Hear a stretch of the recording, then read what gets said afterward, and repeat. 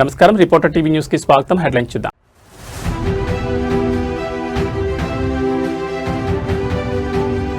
మానవత్వానికి నిదర్శనం, బ్రెయిన్ ట్యూమర్ను జయించిన బాలిక, కేటీఆర్ కు కృతజ్ఞతలు.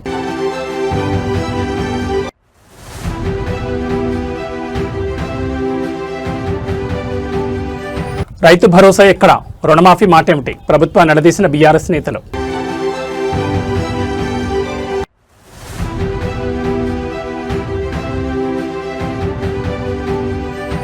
ఏపీ విద్యా వ్యవస్థలో నూతన అధ్యాయం, సింగపూర్ పయనమైన 37 మంది ప్రభుత్వ ఉపాధ్యాయులు.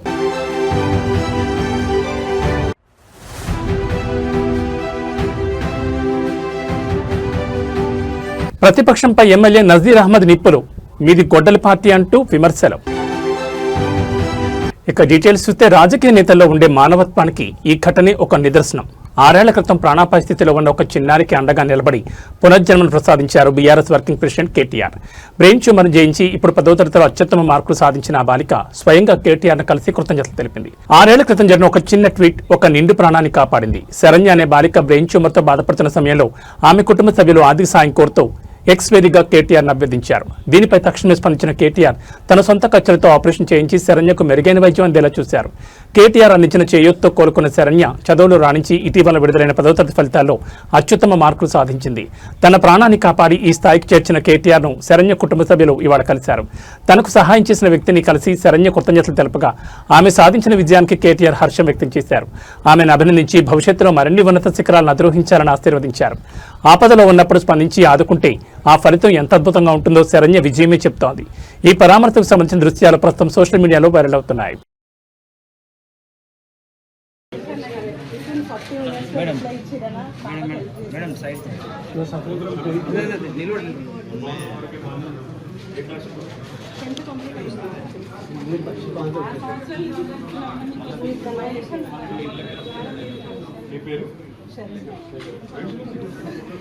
అన్న మహేష్ నిలబడి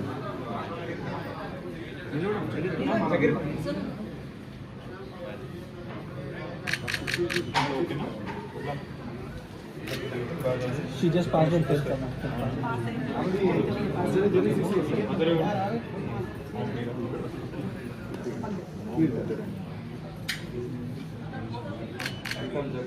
ఇంకా జర కొంచెం బాగా తెలంగాణ భవన్లో బీఆర్ఎస్ నేతలు కీలక మీడియా సమావేశం నిర్వహించారు. రాష్ట్రంలో నెలకొన్న తాజా రాజకీయ పరిణామాలు, ప్రజా సమస్యలపై గులాబీ నేతలు రాష్ట్ర ప్రభుత్వంపై విమర్శలు గుప్పించారు. ప్రభుత్వ వైఫల్యాలను ఎండగట్టడంతో పాటు భవిష్యత్ కార్యాచరణను ప్రకటించారు. ఈ మీడియా సమావేశంలో బీఆర్ఎస్ ముఖ్య నేతలు పాల్గొని పలు సంచలన వ్యాఖ్యలు చేశారు. ఎన్నికల సమయంలో ఇచ్చిన హామీలను అమలు చేయడంలో కాంగ్రెస్ ప్రభుత్వం పూర్తిగా విఫలమైందని నేతలు మండిపడ్డారు. ప్రధానంగా రైతు భరోసా, రుణమాఫీ వంటి అంశాలపై స్పష్టత ఇవ్వాలని డిమాండ్ చేశారు. రాష్ట్రంలో శాంతి భద్రతలు క్షీణిస్తున్నాయని, రాజకీయ వేధింపులు పెరిగిపోతున్నాయని ఆరోపించారు. పార్టీ కార్యకర్తలపై అక్రమ కేసులు పెడితే చూస్తూ ఊరుకోమని హెచ్చరించారు. గత ప్రభుత్వం ప్రవేశపెట్టిన సంక్షేమ పథకాలు నిలిపివేయడం పట్ల ఆగ్రహం వ్యక్తం చేశారు. ప్రజాహితం కోసమే తమ పోరాటం కొనసాగుతుందని స్పష్టం చేశారు. ఒక మంత్రి స్థాయిలో ఉన్నటువంటి వ్యక్తి మరి ఆయన మాట్లాడిన తీరు, ఆయన అబద్ధాలను ప్రచారం చేస్తున్నటువంటి తీరును చూస్తే మరి ఆ స్థాయి వ్యక్తి చేస్తున్నటువంటి పని సరికాదని అనిపిస్తుంది నాకు. ఏదైతే నిన్న కొల్లాపూర్లో ప్రెస్ మీట్ పెట్టి కొల్లాపూర్ మాజీ సంస్థానాధీశులకు సంబంధించినటువంటి భూమికి సంబంధించినటువంటి 1600 ఎకరాల భూమికి సంబంధించినటువంటి విషయంలో ఆయన ఏదో ఆ భూమిని నేను కాపాడినా అని చెప్తూ తన గొప్పలు చెప్పుకునే ప్రయత్నం చేసినారు. ఏదైతే కొల్లాపూర్ సంస్థానానికి సంబంధించినటువంటి భూమి ఉందో ఆ భూమికి అవుతూ వాస్తవాలు తెలియకుండా అబద్ధాలను మాత్రమే ప్రచారం చేసుకొని తన రాజకీయ లబ్ధి కోసం కృష్ణారావు గారు పెట్టినటువంటి ఒక షోగా మాత్రమే మిగిలింది తప్పితే అది కొల్లాపూర్ నియోజకవర్గ ప్రజలకు కానీ ఎవరికి చేసినటువంటి మేలు ఏమీ లేదన్న విషయాన్ని కూడా ఈ సందర్భంగా చెప్తా ఉన్నాం. కాపాడింది బీఆర్ఎస్ పార్టీ, ఆనాడు ఉన్నటువంటి ప్రభుత్వం. మరి 2018 నుంచి 23 వరకు నేనే ఎమ్మెల్యే ఉన్నా. మరి అభ్యర్థులు పెట్టిన 2021లో మరి మా ప్రభుత్వాన్ని మేము నిజాయితీ పట్లం నీతి పట్లం కాబట్టే మేము ఆనాడు వెంటనే మా దృష్టికి వచ్చిన వెంటనే ఆపి దాన్ని నీవు ఉన్నప్పుడు వాళ్ళకి పాస్బుక్లు ఉండే మేము వాటిని ఏదైతే ఈ పాస్బుక్లు మిస్ అయినాయని చెప్పి ఆయన పెట్టుకున్న దాన్ని మేము ఒక వ్యక్తికి ల్యాండ్ సీలింగ్ యాక్ట్ ప్రకారం అంతా ఉండడానికి వీల్లేదు, ఇది తప్పు అని చెప్పి ఆనాడు ఉన్నటువంటి కలెక్టర్ గారికి ఆనాడున్న చీఫ్ సెక్రటరీ గారి దృష్టికి తీసుకుపోయి దీన్ని వెంటనే ఆపి ఇచ్చడం జరిగిందనే విషయాన్ని కూడా మరొకసారి గుర్తు చేస్తా ఉన్నాం. మా కనుక చిత్తశుద్ధి లేకపోతే చుట్టూ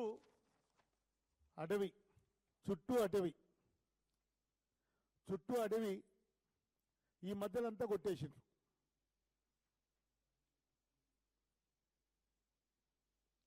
మరి దీని వెనుక ఉన్న ఎంత ధైర్యం ఉంటే టైగర్ రిజర్వ్ ఫారెస్ట్ లో పోయి వెనుక ఎవరి అండ చూసుకొని చెట్లు కొడతారు. నేను ఆనాటి డిఎఫ్ఓకి స్వయంగా మాట్లాడినా, నేను ఉండి కొల్లాపూర్లో ఏంటండి మంటలు వస్తూ ఉన్నాయి, ఆ పొగ ఏంటి డిఎఫ్ఓ గారు అంటే, సార్ నేను చూస్తానండి అన్నారు. ఆఖరికి ఆ గ్రామస్తులు సుప్రీంకోర్టు సాధారిక కమిటీకి కూడా వాళ్ళు ఫిర్యాదు చేసిండ్రు. ఫిర్యాదు చేస్తే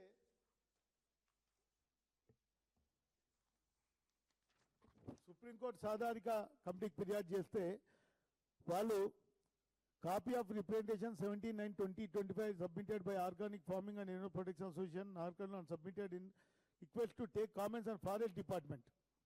ఏం చర్యలు తీసుకున్నారు, ఎంతమంది మీద కేసులు పెట్టినరు, అడవిని కాల్చిన వాళ్ళ మీద ఏం చర్యలు తీసుకున్నారు, వాళ్ళని చేసిన వాళ్ళని కాపాడుతున్నది ఎవరు, నీవు కాదా అని చెప్పి అడుగుతా ఉన్నా.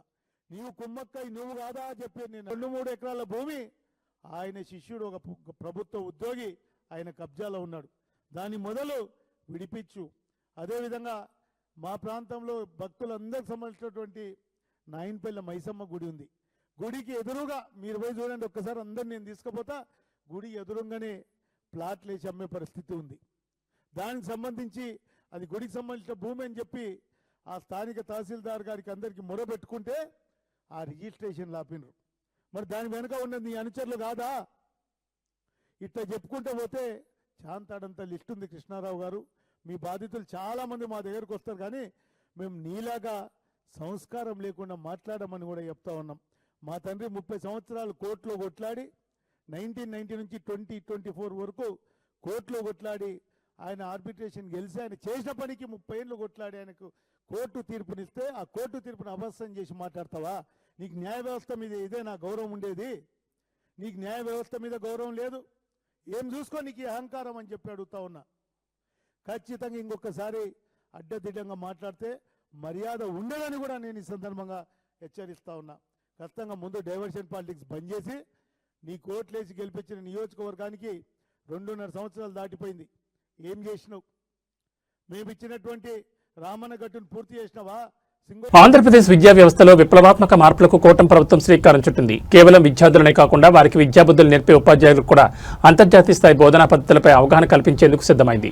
ఇందులో భాగంగా రాష్ట్ర వ్యాప్తంగా ఎంపిక చేసిన 37 మంది ఉత్తమ ఉపాధ్యాయులను విద్యాశాఖ సింగపూర్ పర్యటనకు పంపిస్తోంది.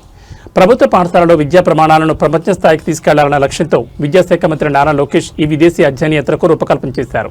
సింగపూర్లో నేషనల్ ఇన్స్టిట్యూట్ ఆఫ్ ఎడ్యుకేషన్లో ఈ బృందం శిక్షణ పొందనుంది.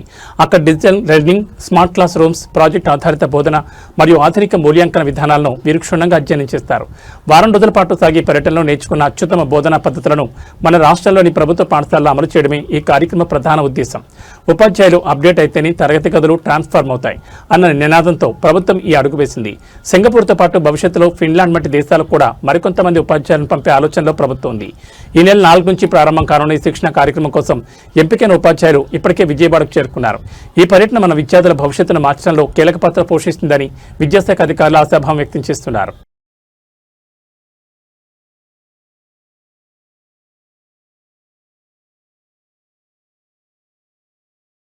తిరుమల శ్రీవారి లడ్డూ ప్రసాదానికి వాడే నెయ్యి కల్తీ వ్యవహారం మరోసారి రాష్ట్ర వ్యాప్తంగా సంచలనం రేపుతోంది. ఈ కుంభకోణంలో అప్పటి టీటీడీ చైర్మన్ వైవి సుబ్బారెడ్డి పాత్రపై తీవ్ర ఆరోపణలు వెల్లువెత్తున్నాయి. కల్తీ జరిగినట్లు స్పష్టమైన ఆధారాలున్నా దర్యాప్తు జరిపిన సిట్ ఆయనను నిందితుల జాబితాలో చేర్చకపోవడంపై పలు అనుమానాలు వ్యక్తమవుతున్నాయి. టీటీడీ నెయ్యి కొనుగోలు నిబంధనల సడలింపు నుంచి కల్తీ నివేదికలను తొక్కిపెట్టడం వరకు అన్నింట్లోనూ వైవీ సుబ్బారెడ్డి హస్తం ఉందనే వాదనలు వినిపిస్తున్నాయి. 2019లో అప్పటి ఈవో నెయ్యి కొనుగోలు నిబంధనలను కఠినతరం చేస్తే కేవలం 4 నెలలకే ప్రైవేట్ డైరీలకు మేలు చేసేలా వైవీ సుబ్బారెడ్డి ఆ నిబంధనలు సడలిస్తూ తీర్మానంపై సంతకం చేశారు. నెయ్యిలో కల్తీ జరిగిందని మైసూర్ సిఎఫ్టీఆర్ ల్యాబ్ నివేదిక ఇచ్చినా దానిని సుబ్బారెడ్డి తొక్కిపెట్టారనే ఆరోపణలు ఉన్నాయి. నివేదిక వచ్చిన తర్వాత కూడా బోలేబాబా డైరీ నుంచి 1,00,000 కిలోలకు పైగా నెయ్యి కొనుగోలు చేయడం వెనుక ఉన్న మర్మం ఏంటని భక్తులు ప్రశ్నిస్తున్నారు. సుబ్బారెడ్డికి అత్యంత సన్నిహితుడైన చిన్నప్పను అనే వ్యక్తి డైరీల నుంచి భారీగా లంచాలు డిమాండ్ చేశారని బోలేబాబా డైరీ డైరెక్టర్ ఫిర్యాదు చేసిన చైర్మన్ హోదాలో సుబ్బారెడ్డి దాన్ని పట్టించుకోలేదు. సుబ్బారెడ్డి దంపతుల బ్యాంక్ ఖాతాలను పరిశీలించాలని కోర్టును కోరిన సిట్ తెరా ఖాతాలను చూడకుండానే దర్యాప్తు ముగించడం విస్మయానికి గురిచేస్తోంది. కీలక సూత్రధారులను తప్పించేందుకు ఇలాంటి మొక్కుబడి దర్యాప్తు చేశారా అన్న అనుమానాలు వ్యక్తమవుతున్నాయి. తాజాగా విశ్రాంత ఐఏఎస్ అధికారి దినేష్ కుమార్ ఏకసభ్య కమిషన్ కూడా సుబ్బారెడ్డి బాధ్యత రహిత్యాన్ని ఎత్తి చూపింది. కోట్ల రూపాయల ఈ కుంభకోణంపై పూర్తి స్థాయిలో నిష్పాక్షిక దర్యాప్తు జరగాలని, అసలైన దోషులను శిక్షించాలని హిందూ ధార్మిక సంస్థలు డిమాండ్ చేస్తున్నాయి.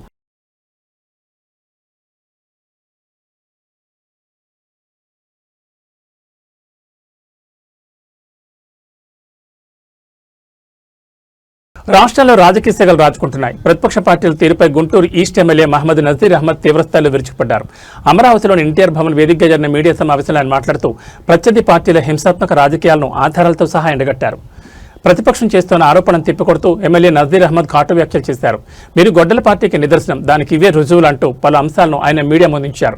రాష్ట్రంలో అశాంతిని సృష్టించేందుకు ప్రతిపక్షాలు కుట్ర పన్నుతున్నాయని ఆరోపించారు. ఒకవైపు ప్రభుత్వం సంక్షేమ పథకాలు, అభివృద్ధి పనులతో ముందుకు వెళుతుంటే ఓర్వలేక దాడులకు ఉసుకొలుపుతున్నారని మండిపడ్డారు. గుంటూరు తూర్పు నియోజకవర్గంతో పాటు రాష్ట్ర వ్యాప్తంగా శాంతి భద్రతలకు విఘాతం కలిగిస్తున్నారని ధ్వజమెత్తారు.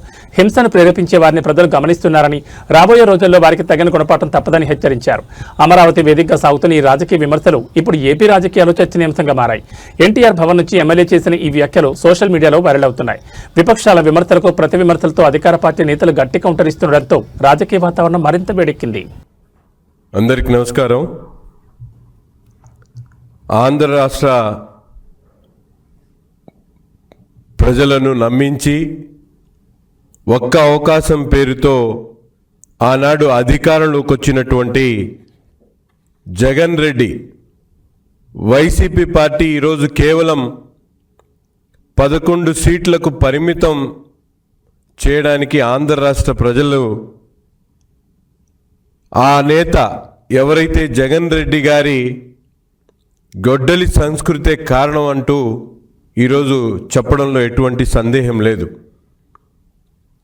సైకో పార్టీ నాయకుడు జగన్ రెడ్డి గారి డైరెక్షన్లో నిన్న మాజీ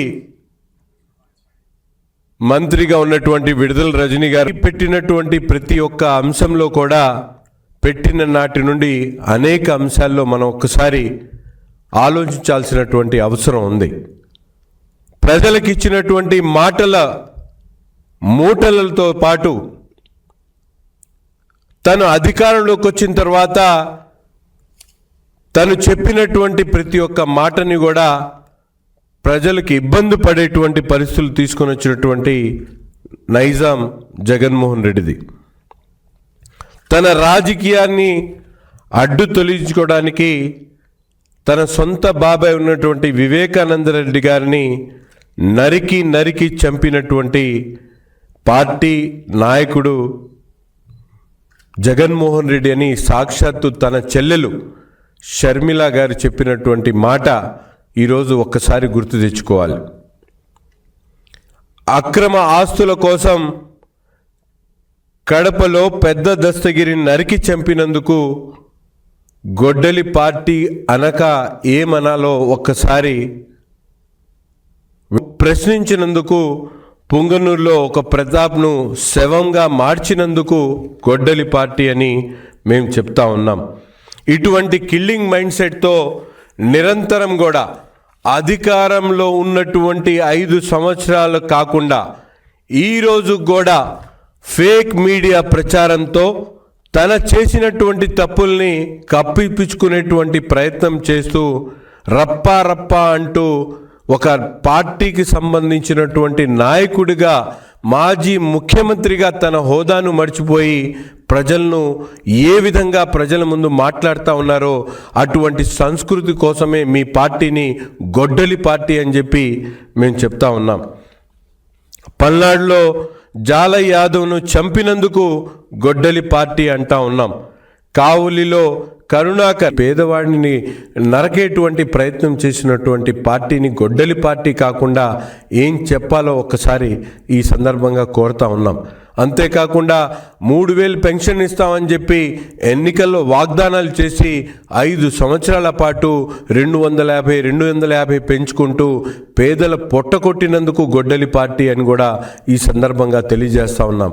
మైనారిటీల పిల్లలు విద్యా హక్కును కాపాడాల్సింది పోయి వాళ్లను పూర్తిగా విద్య అందించకుండా వాళ్ళందరినీ కూడా రోడ్డు మీద పడేసినందుకు గొడ్డలి పార్టీ అంటా ఉన్నాం. మైనారిటీల ఉద్యోగ అవకాశాలను పూర్తిగా తొంగలో తొక్కినందుకు ఆ గొడ్డలి పార్టీ అని కూడా ఈ సందర్భంగా మేము తెలియజేస్తా ఉన్నాం. ఇన్ని కుట్రలు కుతంత్రాలు చేస్తూ ఈరోజు అధికారం పోయిన తర్వాత కూడా తన బాబాయ్ హత్య కేసులో నిందితులుగా ఉన్నటువంటి 12 మందిని చంపినందుకు ఈరోజు రాష్ట్రంలోని చేనేత రంగానికి సంబంధించి కేంద్ర ప్రభుత్వ వైఖరిపై బీఆర్ఎస్ నేతలు మరోసారి నిప్పులు చెరిగారు. అవాస్తవాలతో విమర్శలు చేసే వారికి గౌటు కౌంటర్ ఇస్తూ అభివృద్ధి విషయంలో తమ ప్రభుత్వం చేసిన కృషిని గణాంకాలతో సహా వివరించారు.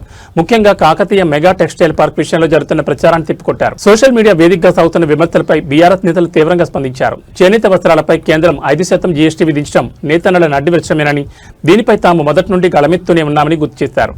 చేనేత కార్మికులపై అదనపు భారం మోపిన వారు అభివృద్ధి గురించి మాట్లాడడం విడ్డూరమని విమర్శించారు. కాకతీయ మెగా టెక్స్టైల్ పార్క్ విషయంలో బీఆర్ఎస్ హయాంలో జరిగిన అభివృద్ధి కళ్ల ముందే ఉందన్నారు. పీఎం మిత్ర పథకం కింద నిధులు కోరకముందే యంగోన్, కిటెక్స్ వంటి అంతర్జాతీయ కంపెనీలు బీఆర్ఎస్ హయాంలోనే కార్యకలాపాలు ప్రారంభించాయని స్పష్టం చేశారు.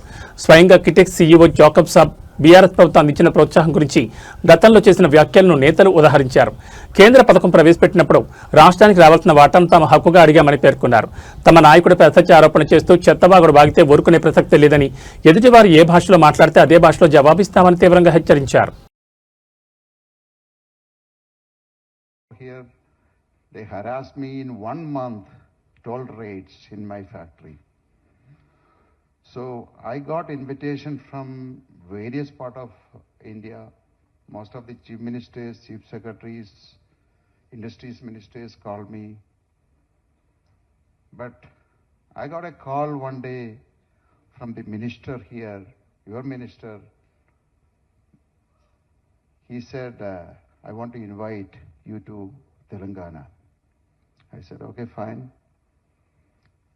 So I said, due to COVID, I cannot travel now. So he said, don't worry.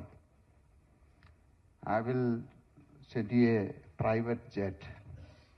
I said, are you sure? Are you joking? He said, I'm serious. You tell me, 24 hours, the flight will be there. He did it. And finally, 21 August 9th, we landed, 8 people landed in a private jet in Telangana airport. We are taken to the Kakatiya Mega Textile Park by helicopter. We visited, came back. I never expected in my life such a treatment like, what he did to me. Without even consulting. Telangana రాజకీయాల్లో కల్వకుంట్ల కవిత స్థాపించిన తెలంగాణ రక్షణ సేన పార్టీపై Praja Shanti party అధ్యక్షుడు KA Paul తనదైన శైలిలో స్పందించారు. ఈ పార్టీ మనుగడపై ఆయన సంచలన వ్యాఖ్యలు చేశారు. కేవలం కుటుంబ కలహాల వల్లే ఈ కొత్త పార్టీ పుట్టుకొచ్చిందని విమర్శిస్తూ ప్రజలను హెచ్చరించారు. కవిత కొత్త పార్టీ ప్రకటనపై స్పందించిన కేఏ పాల్ ఇందులో ఎలాంటి ప్రజా ప్రయోజనం లేదని కొట్టిపారేశారు. తన తండ్రి కేసీఆర్, అన్న కేటీఆర్తో వచ్చిన విభేదాల వల్లే కవిత సొంత కుప్పటి పెట్టుకున్నారని పాల్ ఆరోపించారు. కేవలం పంతం కోసమే తప్ప ప్రజల కోసం ఈ పార్టీ పెట్టలేదని ఎద్దేవా చేశారు. గతంలో మెగాస్టార్ చిరంజీవి, వైఎస్ షర్మిల వంటి వారు కూడా పార్టీలు స్థాపించి నిలదొక్కుకోలేకపోయారని, ఇప్పుడు కవిత పార్టీ కూడా అదే గతపడుతుందని జోస్యం చెప్పారు. ఇలాంటి నిలకడలేని నేతలను నమ్మి ప్రజలు మళ్లీ మోసపోవద్దని పాల్ పిలుపునిచ్చారు. ప్రత్యామ్నాయం కోసం చూసేవారు తన పార్టీని ఆదరించాలని కోరారు. బీఆర్ఎస్ నుంచి బయటకొచ్చి కవిత పార్టీ పెట్టడం ఒక ఎత్తైతే ఆమె మనుగడ కష్టమని పాల్ చేసిన వ్యాఖ్యలు ఇప్పుడు సోషల్ మీడియాలో చర్చనీయాంశంగా మారాయి. పాల్ వ్యాఖ్యలపై టీఆర్ఎస్ శ్రేణులు ఎలా స్పందిస్తాయో చూడాలి. మరి కేసీఆర్ గారి కూతురు కవిత కొత్త పార్టీ పెట్టిందట. నేనేమో అమెరికాలో చాలా బిజీగా ఉన్నాను. ఇరాన్ యుద్ధం ఆపకపోతే 850 కోట్ల ప్రజలు నష్టపోతారు 200 దేశాల్లోని. రాత్రి పగలు ట్రంప్ గారితో, స్పీకర్ మైక్ జాన్సన్స్తో, లీడర్స్ అందరితో చర్చలు జరిపిస్తున్నాను. ఈ లోపున మన తెలుగు రాష్ట్రాలను సర్వనాశనం చేయడానికి అనేక మంది ఇంతకుముందు ఎలా పార్టీలు పెట్టారో అలాగే తెలంగాణను సర్వనాశనం చేయడానికి కవిత ఇంకొక పార్టీ పెట్టింది. ఎవరు పెట్టించారు, ఎందుకు పెట్టించారు అవన్నీ మీకు తెలుసు. అందుకే 1000 మంది ఎక్స్ఎమ్మెల్యేలు, ఎక్స్ఎంపీలు, ఎక్స్ మినిస్టర్లు ఒక్కరు కూడా జాయిన్ అవ్వలేదు. కేవలం తండ్రితో ఉన్న గొడవ. అప్పుడే చెప్పారు కేసీఆర్ గారు 2008లోనే. కవిత నా చారిటీ సిటీకి వచ్చినప్పుడు, సార్ మీరు 10 కోట్లు అడిగితే 15 కోట్లు ఇస్తానన్నా. కవిత అడుగుతుంది ఎంత ఇమ్మంటారంటే, కవిత నమ్మొద్దు, ఏమీ డబ్బులు ఇవ్వద్దు అని. కేవలం అన్నతో ఉన్న గొడవలతో తండ్రి సెటిల్ చేయకపోతే లక్షల కోట్లు ఆస్తి కొరకు, ఎందుకంటే కేసీఆర్ గారు తెలంగాణ ఏర్పడినప్పుడు 1,40,000 కోట్లు మిగిలింది. ఆయన 10 సంవత్సరాలు వెళ్ళినప్పుడు 25 లక్షల కోట్లు దాదాపు బడ్జెట్. ఆ తర్వాత 8 లక్షల కోట్లు అప్పు. అంటే 33 ప్లస్ దాదాపు 35 లక్షల కోట్లు. ఎన్ని లక్షల కోట్లు మిగిలింది? తనకి ఎన్ని లక్షల కోట్లు ఇవ్వాలి? నాకెందుకు సీఎం పోస్ట్ ఇవ్వరు, నా దగ్గర 1000 కోట్లు ఉన్నాయి, నేను ఖర్చు పెడతాను అని ఇప్పుడు కోట్ల రూపాయలు ఖర్చు పెట్టి ఫ్రంట్ పేజీలో న్యూస్లో వేయించుకొని మన బీసీ, అంటే నేను బీసీగా మాట్లాడుతున్నాను, మన కాపులు, నేను కాపుగా మాట్లాడుతున్నాను, ఎస్సీ మన ఎస్సీ, ఎందుకంటే నేను ఎస్సీ దళితుల అమ్మాయిని పెళ్లి చేసుకున్నాను కనుక కులాలకు, మతాలకు, ప్రాంతాలకు అతీతంగా నేను సేవ చేశాను కాబట్టి మనల్ని మోసం చేయడానికి మరలా కవితని దించారు. 80 సంవత్సరాలు మన బీసీల్లో ఒక్కడు ముఖ్యమంత్రి అయ్యాడా? 60% ఉన్నాం. మన కాపుల్లో ఒక్కడిని ముఖ్యమంత్రి చేశారా? 27% ఉన్నాం. మన దళితులు కానీ, ఎస్టీలు కానీ, ముస్లింలు కానీ, క్రిస్టియన్స్ని కానీ ఒక్కరిని 5 సంవత్సరాలు ముఖ్యమంత్రి చేశారా? ఇప్పుడున్న పార్టీలు 12 మంది రెడ్లు అయ్యారే. 3% ఉన్న వాళ్ళు 3 అయ్యారే. మనల్ని అవ్వనెవరు? వాళ్ళదే దోచుకోవడం, దాచుకోవడం, ఖర్చు పడ్డం. అందుకే కవిత 1000 కోట్లు దోచుకున్నది, 1000 కోట్లు దాచుకున్నది, లక్షల కోట్లు సంపాదించడానికి తండ్రితో ఫైట్ చేసి, శర్మిల ఏ విధంగా అన్నతో జగన్తో ఫైట్ చేసి, అప్పుడే చెప్పాను శర్మిల పార్టీ ఫైట్ కొరకే, సక్సెస్ అవ్వదు, క్లోజ్ అయిపోద్ది. పవన్ కళ్యాణ్ టీడీపీ బీజేపీలో కలిసిపోతాడు. చిరంజీవి కంప్లీట్గా కాంగ్రెస్ పెట్టిన పార్టీ కాంగ్రెస్లో విలీనం అవుతాడని 2008లో నేను చెప్పలేదా? 2011లో ఆయన విలీనం అయిపోలేదా ఎంపీ తీసుకొని? ఇంకెన్నిసార్లు మోసపోతారు? మంచి వారికి అవకాశం ఇవ్వలేదా కోదండరాం లాంటి వాళ్ళకి? కనుక ఈ పవన్ అన్న ప్లీజ్ కాపాడండి అన్న, నన్ను చంపేస్తారన్న అంటూ మస్కట్ దేశం నుంచి ఒక ఆడబిడ్డ రోధిస్తున్న దృశ్యాలు ఇప్పుడు ప్రతి ఒక్కరిని కలిచివేస్తున్నాయి. పొట్టకోటి కోసం విదేశం వెళితే అక్కడ యజమాని పెడుతున్న నరకయాతన భరించలేక తనను రక్షించాలని ఏపీ ఉప ముఖ్యమంత్రి పవన్ కళ్యాణ్ వేడుకుంటూ అన్నమయ్య జిల్లాకు చెందిన మహిళ పంపిన సెల్ఫీ వీడియో వైరల్ అవుతోంది. అన్నమయ్య జిల్లాకు చెందిన ఒక మహిళ ఉపాధి కోసం మస్కట్ వెళ్ళగా అక్కడ ఆమెకు బానిస బతికెదురైంది. మస్కట్లోని యజమాని తనను ఒక గదిలో బంధించి నిత్యం కొడుతున్నాడని ఆ మహిళ కంటతడి పెట్టుకుంది. కనీసం తినడానికి అన్నం, తాగడానికి నీళ్లు కూడా ఇవ్వకుండా నరకం చూపిస్తున్నాడని ఆవేదన వ్యక్తం చేసింది. తనకు ఎవరూ లేరని, పవన్ కళ్యాణ్ గారే పెద్దన్నగా స్పందించి తనను ఈ నరకం నుంచి బయటపడేయాలని ఆమె సెల్ఫీ వీడియోలో ప్రాధాయపడింది. తనకేమైనా జరిగితే తన 3 బిడ్డలు అనాథలవుతారని, వారిని చూసుకోవడానికి ఎవరూ ఉండరని సదరు మహిళ వెక్కి ఏడ్చింది. ప్రస్తుతం ఈ వీడియో సోషల్ మీడియాలో విపరీతంగా షేర్ అవుతోంది. ప్రభుత్వం స్పందించి విదేశీ వ్యవహారాల శాఖతో మాట్లాడి ఆమెను సురక్షితంగా స్వదేశానికి తీసుకురావాలని బాధితురాలు కుటుంబ సభ్యులు మరియు గ్రామస్తులు కోరుతున్నారు. నన్ను కాపాడండి. నా పేరు షానాజ్, మాది ఊరు వైపాడు, లొకేషన్ నన్ను కాపాడండి. పవన్ కళ్యాణ్ అన్న నన్ను కాపాడండి అన్న, మీ కాలు కొట్టుకుంటాను. వీడు రోజు కొట్టే పని, కొట్టి పెడతానడు. భయపడి బాత్రూంలోకి వచ్చి వీడియో చేసి పెడతానన్నా, నన్ను కాపాడండి అన్న, మీ కాలు పట్టుకుంటాను, చంపేసినట్టుకుంటాడు. ప్లీజ్ అన్న, పవన్ కళ్యాణ్ అన్న కాపాడండి. నేను ఇట్లా మస్కట్లోకి వచ్చి ఇరుక్కునేసినానన్నా, నన్ను కాపాడండి అన్నా. ఇంకొంచెంసేపు వస్తే సెన్ను కూడా పెరుక్కునేసి బాగా వాతుతాడు. అన్నం నీళ్ళు లేదన్నా, ఒక రూమ్లో బంధించేసినాడన్నా. బాత్రూంలోకి వచ్చి వీడియో తీసి పెడతానన్నా, మీ కాలు పట్టుకుంటాను, నన్ను కాపాడండి అన్నా. నాకు 3 బిడ్డలు ఉన్నారన్నా, నాకెవరు లేరన్నా పట్టించుకునేదానికి. మీ కాలు పట్టుకుంటానన్నా, నన్ను కాపాడండి. నా బిడ్డల దగ్గరికి నన్ను చేర్చండి అన్నా. ప్లీజ్ అన్నా, నాకు భయం ఎత్తుకుంటాను, మీ కాలు పట్టుకుంటాను. నాకు ఫిట్స్ కూడా వస్తానన్నా వీడు కొట్టే దెబ్బలకి. మీ కాలు పట్టుకుంటాను, నన్ను కాపాడండి అన్నా, లేకపోతే నేను చచ్చిపోయినట్టుకున్నానన్నా. నాకు 3 బిడ్డలు ఉన్నారు, ప్లీజ్ అన్నా. కరీంనగర్ నగరం ఒక్కసారిగా తుపాకీ శబ్దాలతో దద్దరిల్లింది. నడి రోడ్డుపై ఉన్న ప్రముఖ జ్యువెలరీ షాప్లో దుండగులు తెగబడ్డారు. సినిమా ఫక్కీలు తుపాకీలతో చొరబడి అడ్డు వచ్చిన వారిపై కాల్పులు జరిపి భారీ దోపిడీకి పాల్పడ్డారు. ఈ ఘటనతో జిల్లా వ్యాప్తంగా హై అలర్ట్ ప్రకటించారు పోలీసులు. కరీంనగర్ జ్యోతినగర్లోని పీఎంజే జ్యువెలరీ షాప్ లక్ష్యంగా ఈ దోపిడీ జరిగింది. 5 సభ్యులతో కూడిన ముఠా ముఖాలకు మాస్కులు ధరించి ఆయుధాలతో షాపులోకి ప్రవేశించారు. లోపలికి రాగానే సిబ్బందిని బెదిరించి తమ అధీనంలోకి తీసుకున్నారు. దోపిడీని అడ్డుకునేందుకు ప్రయత్నించిన 3 సిబ్బందిపై దుండగులు ఏమాత్రం కనికరం లేకుండా కాల్పులు జరిపారు. బుల్లెట్ గాయాలైన సిబ్బంది రక్తపు మడుగులో కుప్పకూలారు. కాల్పుల అనంతరం షాపులో ఉన్న కిలోల కొద్దీ బంగారం, ఆభరణాలు మరియు విలువైన వజ్రాలను బ్యాగులో నింపుకుని దుండగులు పరారయ్యారు. దోపిడీ చేసిన సొత్తు విలువ కోట్లలో ఉంటుందని అంచనా వేస్తున్నారు. సమాచారం అందుకున్న వెంటనే కమిషనర్ సహా ఉన్నతాధికారులు ఘటనా స్థలానికి చేరుకున్నారు. క్షతగాత్రులను తక్షణమే ఆసుపత్రికి తరలించారు. నగరం బయటకు వెళ్తే అన్ని దారులు మూసివేసి నాకాబందీ చేపట్టారు.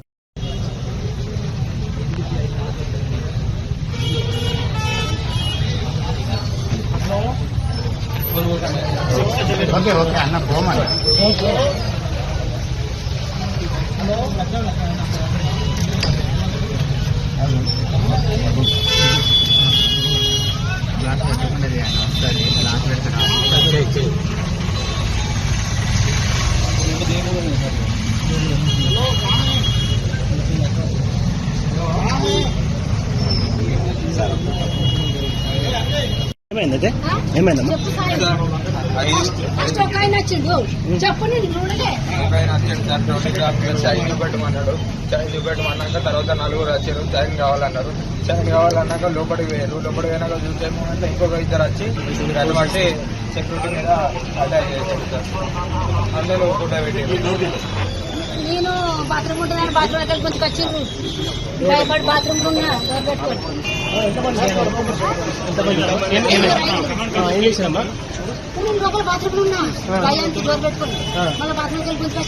యాదాద్రి భువనగిరి జిల్లా ఆలేరులో నిర్వహించిన ప్రజాపాలన కార్యక్రమం రణరంగంగా మారింది. స్వపక్ష ఎమ్మెల్సీ తేన్మార్ మల్లన్నపై కాంగ్రెస్ కార్యకర్తలు దాడికి ప్రయత్నించడం కలకలం రేపింది.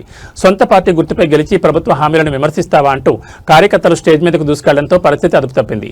ప్రజా సమస్యలను విన్నవించుకునేందుకు ఏర్పాటు చేసిన వేదికపై రాజకీయ ముదిరి పాకాన పడింది. ఈ కార్యక్రమంలో పాల్గొన్న ఎమ్మెల్సీ తేన్మార్ మల్లన్న ప్రసంగిస్తూ కాంగ్రెస్ ప్రభుత్వం ఇచ్చిన హామీలను సరిగ్గా అమలు చేయడం లేదని విమర్శలు గుప్పించారు. మల్లన్న వ్యాఖ్యలతో ఒక్కసారిగా ఆగ్రహానికి గురైన కాంగ్రెస్ కార్యకర్తలు మా గుర్తు మీద గెలిచి మా ప్రభుత్వాన్ని విమర్శిస్తావా అంటూ నినాదాలు చేస్తూ స్టేజ్ పైకి దూసుకెళ్లారు. దాడికి ప్రయత్నించిన కార్యకర్తలను పోలీసులు అడ్డుకోవడంతో తోపులాట చోటు చేసుకుంది. పరిస్థితి ఉధృతంగా మారడంతో ఎమ్మెల్సీ మల్లన్న అక్కడి నుంచి హోటాహుట్న వెళ్లిపోయారు. స్థానిక ఎమ్మెల్యే బేర్ల ఐలయ్య, ఎమ్మెల్సీ తేన్మార్ మల్లన్న మధ్య గత కొంతకాలంగా విభేదాలు నడుస్తున్నాయి. ఈ నేపథ్యంలో ఎమ్మెల్యే ఉత్తుగొల్పడం వల్లే కార్యకర్తలు తనపై దాడి ప్రయత్నించారని మల్లన్న వర్గం అనుమానం వ్యక్తం చేస్తోంది. సొంత పార్టీ నేతల మధ్య వీధి పోరాటం జరగడం ఆలేరు రాజకీయాల్లో హాట్ టాపిక్ గా మారింది. ఈ ఘటనపై అటు పార్టీ అధిష్టానం, ఇటు పోలీసులు ఎలాంటి చర్యలు తీసుకుంటారో వేచి చూడాలి.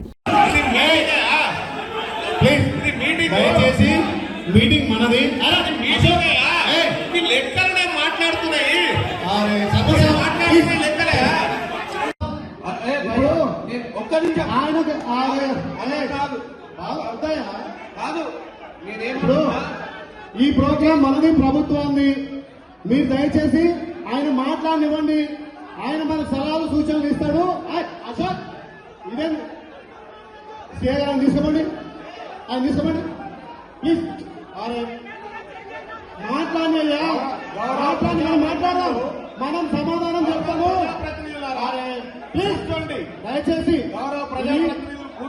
మన సమావేశము ఇప్పుడు ఒక్క నిమిషం దయచేసి ఎమ్మెల్సీ ఒక్క నిమిషం ఆగే మల్లన్న, ఆగే.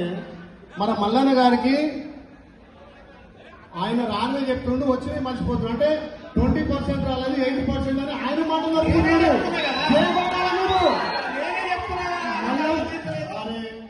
మల్లన్నకు మీరు చేపట్టాలి.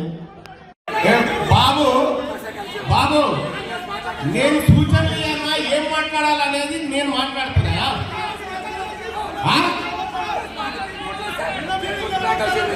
ఇది టీఆర్ఎస్ పార్టీ కార్యక్రమం, కాంగ్రెస్ పార్టీ కార్యక్రమం కాదా? కనీస అవగాహన లేకపోతే ప్రభుత్వ కార్యక్రమం. మహబూబాబాద్ జిల్లాలో గ్యాస్ సిలిండర్ల కొరత తీవ్ర రూపం దాల్చింది. ఒకవైపు వేసవి ఎండలు, మరోవైపు వంట గ్యాస్ అందక సామాన్యులు అల్లాడిపోతున్నారు. నర్సింహులపేట మండలంలో గ్యాస్ కోసం వినియోగదారులు పడుతున్న అవస్థలు వర్ణాతీతంగా మారాయి.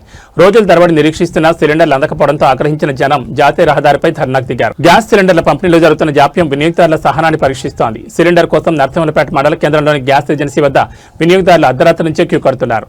తెల్లవారుజామున కూడా తమ వంతు వస్తుందో రాదో అన్న భయంతో ఏజెన్సీ ఎదుటే పక్కలు వేసుకుని నిద్రపోతున్న పరిస్థితి నెలకొంది. గ్యాస్ బుక్ చేసి ఎన్నో రోజులు గడుస్తున్నా డెలివరీ ఇవ్వడం లేదని, అడిగితే ఏజెన్సీ నిర్వాహకులు పొంతనలేని సమాధానాలు చెప్తున్నారని బాధితులు ఆరోపిస్తున్నారు. ఏజెన్సీ తీరుపై మండిపడ్డ వినియోగదారులు ఖాళీ సిలిండర్లను జాతీయ రహదారిపై ఉంచి నిరసన చేపట్టారు. దీంతో అటు ఖమ్మం ఇటు మహబూబాబాద్ వైపు వెళ్లే వాహనాలు కిలోమీటర్ల మేర నిలిచిపోయాయి. అధికారులు వెంటనే జోక్యం చేసుకుని గ్యాస్ కొరతను తీర్చాలని, బుక్ చేసిన వారందరికీ తక్షణమే సిలిండర్లు సరఫరా చేయాలని డిమాండ్ చేస్తున్నారు. సమాచారం అందుకున్న పోలీసులు మరియు రెవెన్యూ అధికారులు ఘటనా స్థలాలను చేరుకుని వినియోగదారులతో చర్చలు జరుపుతున్నారు. గ్యాస్ సరఫరాను పునరుద్ధరిస్తామని హామీ ఇవ్వడంతో ఆందోళనకారులు శాంతించే ప్రయత్నం చేస్తున్నారు. మరి ఏజెన్సీ నిర్వాహకులపై అధికారులు ఎలాంటి చర్యలు తీసుకుంటారో వేచి చూడాలి.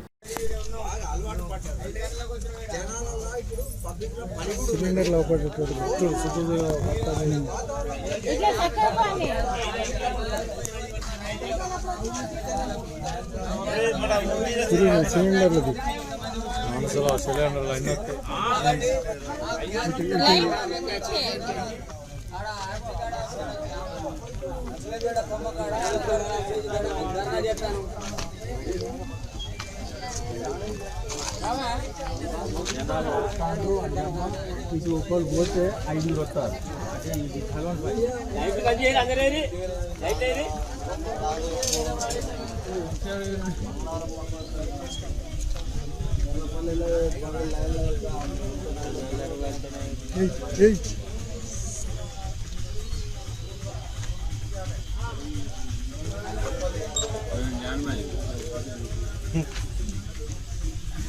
కలెక్టర్కి పెడతారు.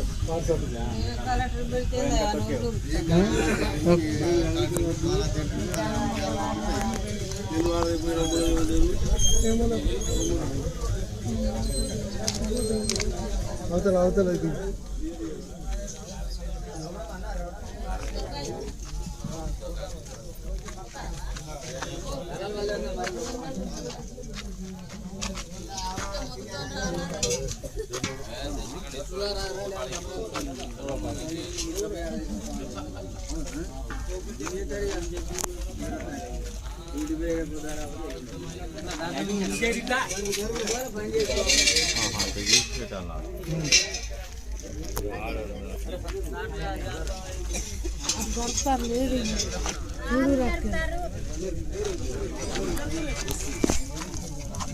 జరగ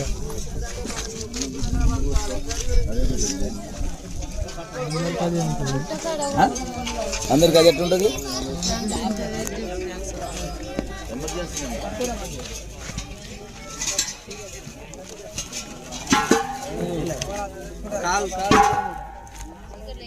మాట్లాడకుండా చెప్పుర్రా బాబు, మాకు ఇక్కడ గ్యాస్ దొరకలేదు. 5 గంటలకు వచ్చినాం, సాయంత్రం 5 గంటలకు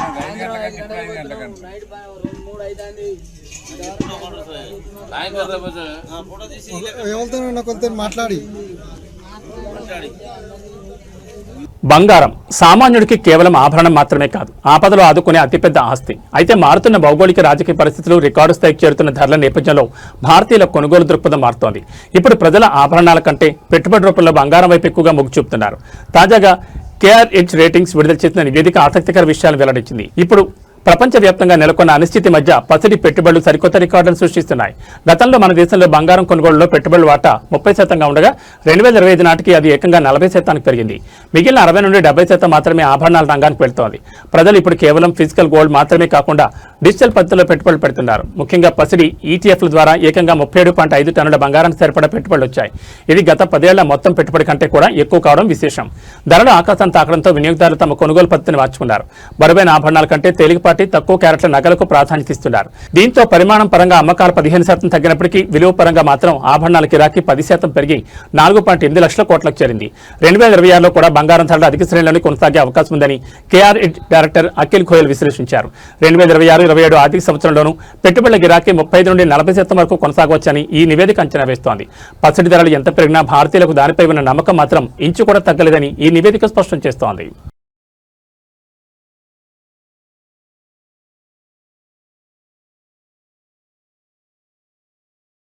IPL 2026 సీజన్లో చెన్నై సూపర్ కింగ్స్ మళ్లీ గాడిలో పడింది. హోరాహోరీగా సాగే ఎల్ క్లాసికో పోర్లో ముంబై ఇండియన్స్ ను చిత్తు చేసి తన ప్లే ఆఫ్స్ అవకాశాలను సజీవంగా ఉంచుకుంది. చెపాక్ వేదికగా జరిగిన మ్యాచ్లో 8 వికెట్ల తేడాతో ముంబైపై ఘన విజయం సాధించి పాయింట్ల పట్టికలో 6వ స్థానానికి దూసుకెళ్లింది.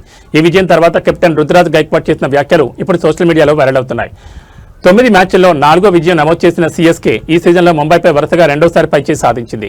లక్ష్య ఛేదనలో కెప్టెన్ రుతురాజ్ గైక్వాడ్ బాధ్యతాయుతమైన ఇన్నింగ్స్ ఆడి జట్టును గెలిపించాడు. టాప్ 3లో ఎవరో ఒకరు చివరి వరకు ఉండాలనే ప్లాన్ను పక్కాగా అమలు చేశామని రుతురాజ్ పేర్కొన్నాడు. ఈ మ్యాచ్లో యువ ఆటగాడు కార్తీక్ శర్మ తన పవర్ హిట్టింగ్తో ఆకట్టుకున్నాడు. కార్తీక్ శర్మతో పాటు ప్రశాంత్ వీర్, రామకృష్ణ ఘోష్ వంటి యువ ఆటగాళ్లు సీఎస్కే భవిష్యత్ తారాలని మైక్ హస్సీ చెప్పినట్లుగా వారు అద్భుతంగా రాణిస్తున్నారని రుతురాజ్ ప్రశంసించారు. పవర్ ప్లే తర్వాత బౌలర్లు పుంజుకున్న తీరు మ్యాచ్ను మలుపు తిప్పిందని, నూర్ అహ్మద్ కీలక సమయంలో వికెట్లు తీసి జట్టును ఆదుకున్నాడని కెప్టెన్ కొనియాడారు. జట్టు సమతూకం కోసం అఖిల్ హుస్సేన్ పక్కన పెట్టాల్సి వచ్చిందని వివరించారు. ఈ జెర్సీ కోసం మమ్మల్ని వెన్నంటి ఉండే అభిమానుల కోసం ఏం చేయడానికనే సిద్ధమంటూ రుతురాజ్ చేసిన ప్రకటన సీఎస్కే ఫ్యాన్స్ లో ఉత్సాహాన్ని నింపింది. తన ఫామ్ విషయంలో భార్యకు, మేనేజ్మెంట్ కు ధన్యవాదాలు తెలిపిన రుతురాజ్ రాబోయే మ్యాచ్ల్లోనూ ఇదే జోరు కొనసాగిస్తామని ధీమా వ్యక్తం చేశారు. యువ ఆటగాళ్ల రాకతో సీఎస్కే క్యాంపులో కొత్త కళ కనిపిస్తోంది. మరి ఈ విజయ పరంపరను కొనసాగించి చెన్నై ప్లే ఆఫ్స్ కు చేరుతుందో లేదో చూడాలి.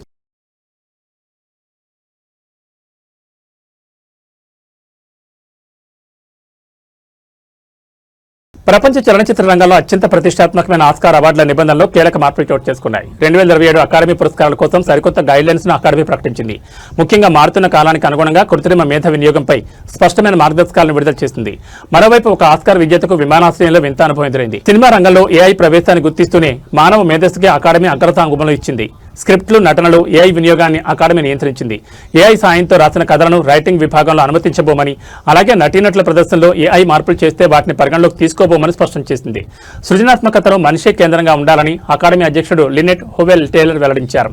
ఒక దేశం నుంచి ఇప్పుడు 1 కంటే ఎక్కువ సినిమాల నామినేషన్లకు అర్హత సాధించవచ్చు. అలాగే అంతర్జాతీయ కేటగిరీలో ఇచ్చే ట్రోఫీపై దేశం పేరుతో పాటు దర్శకుడి పేరును కూడా ముద్రించనున్నారు. కొత్త రూల్స్ ప్రకారం ఒకే నటుడు ఒకే జాబితాలో 2 వేర్వేరు సినిమాలకు నామినేట్ అయ్యే అరుదైన అవకాశాన్ని కల్పించారు. ఇక అవార్డు గెలుచుకున్న ఆనందం కాసేపైనా ఉండకముందే Russian film maker Pasha Talankin కు విమానాశ్రయం సెక్యూరిటీ చిక్కులు చూపించారు. Mister nobody against Putin డాక్యుమెంటరీకి ఆస్కార్ అందుకున్న పాషా న్యూయార్క్ ఎయిర్పోర్ట్లో తనిఖీలకు గురయ్యారు. సెక్యూరిటీ సిబ్బంది ఆయన దగ్గర ఉన్న ఆస్కార్ విగ్రహాన్ని ఆయుధంగా భావించి విమానం లోపలికి అనుమతించలేదు. విధి లేక ఆయన అవార్డును కార్గోలో పంపగా అది కాస్త గమ్యస్థానంలో కనిపించకుండా పోయింది. అయితే 2 రోజుల తర్వాత అవార్డు దొరికిందని లుఫ్తాన్సా ఎయిర్లైన్స్ ప్రకటించి ఆయనకు క్షమాపణ చెప్పింది. వచ్చే ఏడాది మార్చి 14న లాస్ ఏంజల్స్ లో జరగబోయే 99వ ఆస్కార్ వేడుకల్లో ఈ కొత్త నిబంధనలు అమలుకు రానున్నాయి. ఏదేమైనా సాంకేతికత ఎంత పెరిగినా మనిషి సృజనాత్మకతకు సాట్లేదని అకాడమీ తీసుకున్న నిర్ణయంపై సినీ వర్గాల్లో ప్రశంసలు వ్యక్తమవుతున్నాయి.